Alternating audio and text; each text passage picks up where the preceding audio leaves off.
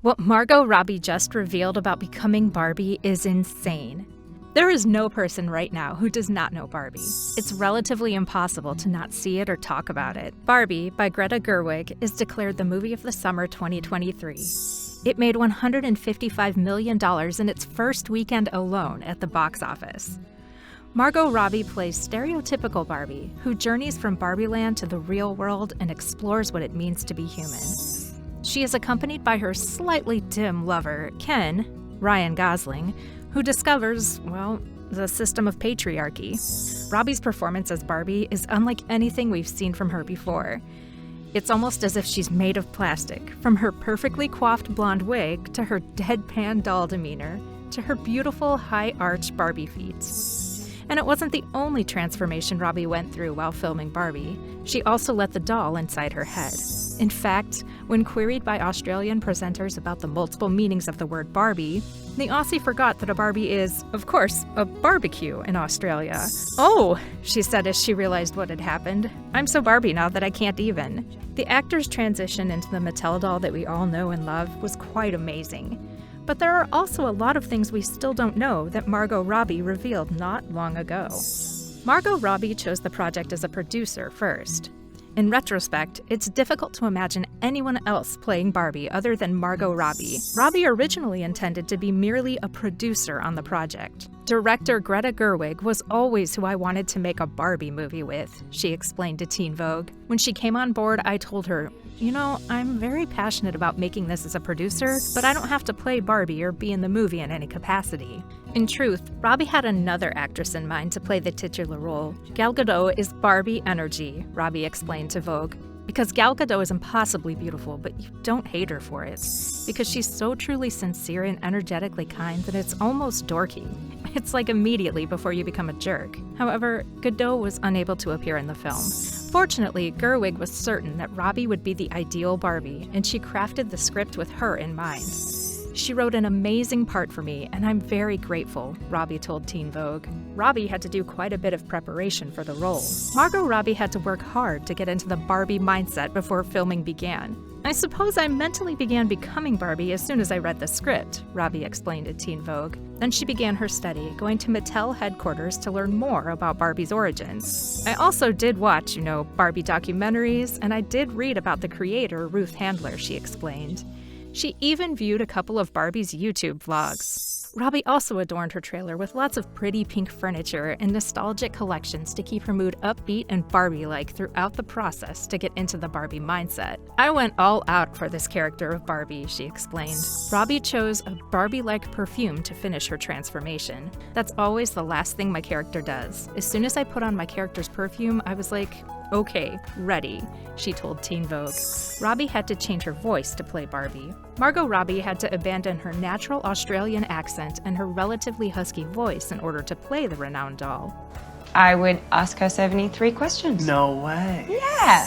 She speaks in the film with a bright, high-pitched voice having an American accent, a typical American accent. "It's called Gen Am," Robbie explained to Vogue, saying that they intended Barbie to sound like she could be from any place in the US. Fans adored the actor's Barbie accent, which she perfected with the help of a dialect coach. People were obsessed with her Barbie voice as soon as they heard it, as Tyler noticed at the time. "Oh my god, Margot Robbie's Barbie voice genuinely sounds so good," one supporter wrote on Twitter.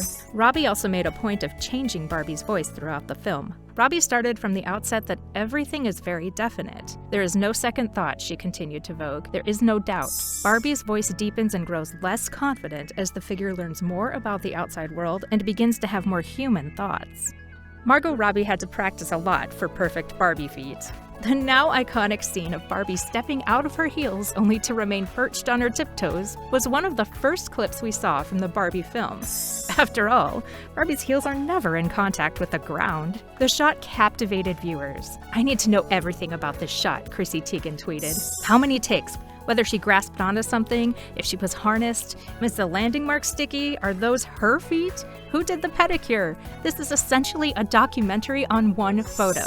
Greta Gerwig confirmed that there was no computer-generated images used. This was a big discussion at the beginning, Gerwig stated on the project. Are you going to CGI all the feet? Everyone asked. Oh goodness, I thought. No, that's terrifying. That's the stuff of nightmares. But as Robbie revealed to Fandango, filming the sequence wasn't easy. I walked up, we had little sticky bits on the floor like double-sided tape for the shoes so they couldn't be taken off before I could get my feet out of them. And I was holding onto like a bar. But that's it. It wasn't like a harness or anything like that, she explained. The shot only required about 8 takes in all. The Barbie sleepover and a movie church were among the scheduled events. Greta Gerwig, Margot Robbie, and the rest of the Barbie cast prepared for a production by having a Barbie sleepover. The celebration was held at Claridge's hotel, according to Robbie. There was only one rule: the Kens may attend the party, but not sleep over. After all, as Barbie says in the movie, every night is girls' night. On the Kelly Clarkson show, Robbie said that the event was as much fun as it sounds. It was Greta's idea. I can't take credit, she continued. The women had a complete Barbie slumber party, apparently, sharing beds, ordering food from room service, and playing games. Robbie recounted in an interview with BuzzFeed Celeb how Ryan Gosling sent a bizarre present instead of visiting. Ryan couldn't make it, so he sent us a singing telegram instead.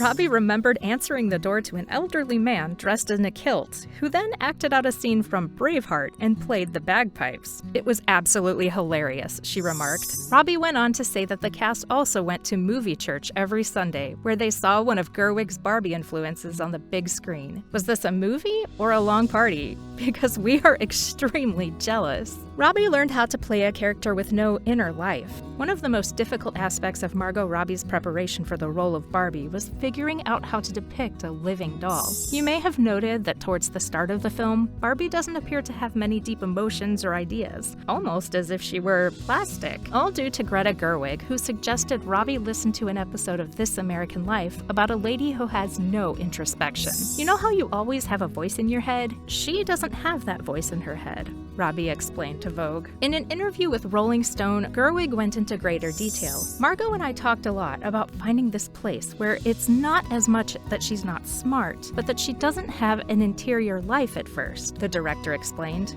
Finding that kind of transparency as an actress was the starting point for Barbie. Then there's the agony of feeling separated from your surroundings, of feeling something inside you that isn't the same as everyone else. It can't be easy portraying yourself as a plastic doll while you're still very much human. At the end of the day, every actor struggles to bring every role to life, and most of us can't even fathom the amount of hard work it takes to do that. It's easy to go to the theater and tell everyone it was or wasn't a good movie, but every person in the movie pours something from their heart that will never be the same again. Just like Barbie, there are and will be many films that have changed their actor's life altogether in good and bad ways. Have you watched Barbie yet? What are your thoughts about it? Tell us in the comments below. Give a thumbs up on the video and don't forget to click on that subscribe button. Until next time.